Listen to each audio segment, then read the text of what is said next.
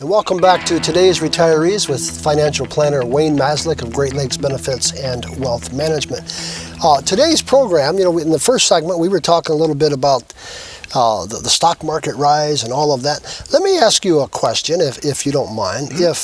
If I am an investor or a family and maybe I don't have an advisor like you were just describing in the first segment, the fiduciary advisor, what kind of questions should I, as a family member, be asking my advisor when I interview him to be my advisor? Yeah, that's a tough one. Most people won't have the knowledge to know what questions to ask. Okay. So you have to, research, online what to ask your advisor before you give them your money, type of a thing. Sure. And I think we did a show on this maybe a few months ago, but there's a lot involved. The one is fiduciary. You have to ask if they're fiduciary, and by law, are they fiduciary? You may say, hey, are you a fiduciary? Oh, yeah, I put the client's best interest first. Of course. Who doesn't? Right. By law, you should, the person should be obligated by law to be a fiduciary. I think that's one of the most important. You want to know how they get paid. Sure. Commission, fee-based, how much. You want to know what they're going to do for the pay that you're going to give them. What you pay them, say, a management fee or a financial planning fee, what are you going to get out of it? You want to know if they've had any complaints, of course, how long they've been in business, is there any complaints filed against them? That's a big one.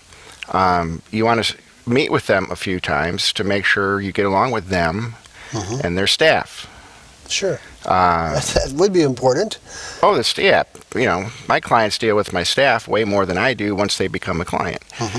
Because all the work is done. Now it's just managing the financial plan. I meet with them 5, 6, 7 times initially. Then we put a plan in place, invest money and such, and then we have our reviews annually, at least annually. But if there's service or they need to change beneficiaries or they need to make withdrawals or whatever, that's all the girls. They handle all that. I don't handle any of that stuff. So the staff, it's important they get along with the staff. Sure.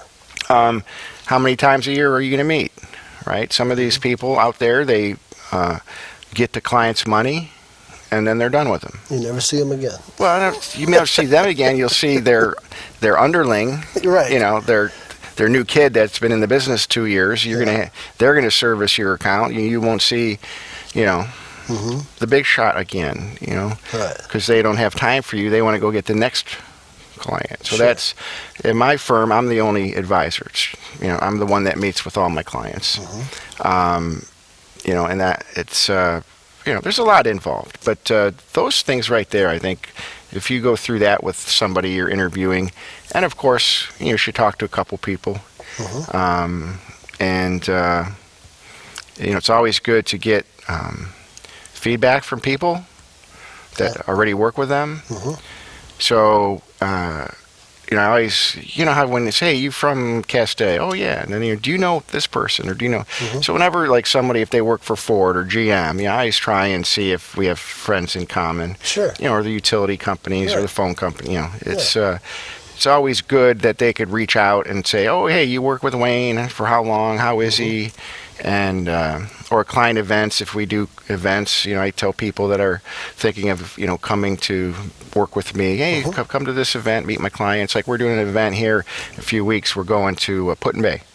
So we're hopping on the Jet Express. I'm paying for all the parking, paying for the Jet Express, paying for percentage of things on the island, and so my clients get to come and enjoy and get to talk to each other too. Sure. Have a nice little cruise. Yeah. So, there's a lot of, I'm just, as a, I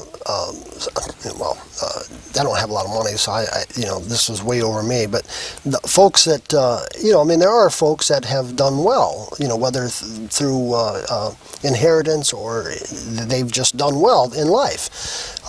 Is there a limit? Does it make sense, the larger the investment, does that shape who you're looking for? Me as looking for clientele? I mean, the client, as he's looking, Oh yeah, I mean that's a great question.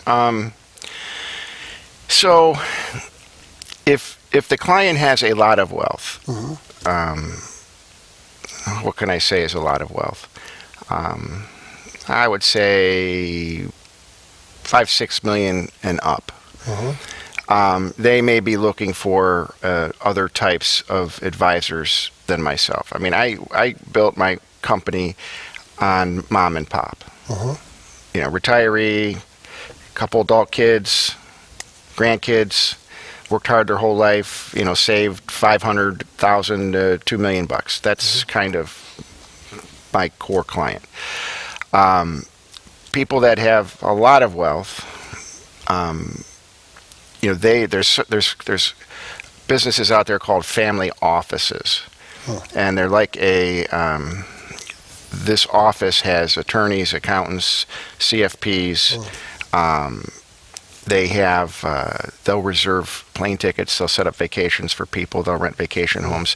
They literally handle everything for the client. I see. The client wants a new car, they buy a car for him. And, it's called a family. It's like you have someone running your family financially. There are firms like that for the wealthy. Okay. And these are more, 10 million, just Right. lots of money. Right. They're busy working. They have a, family. They have maids and nannies, and so they also have people that handle all their money. Most of us can't put that in our brains. No, these people are the people that write a check for a 70-foot yacht, that type of thing.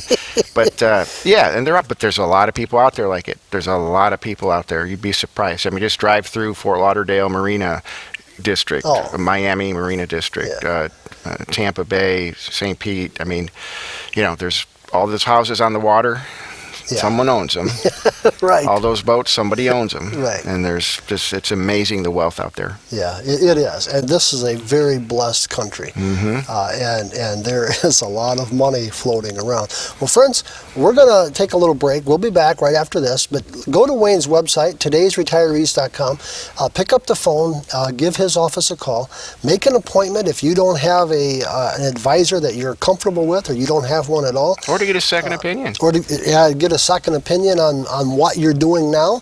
866-626-3990. 866-626-3990. We'll be back right after.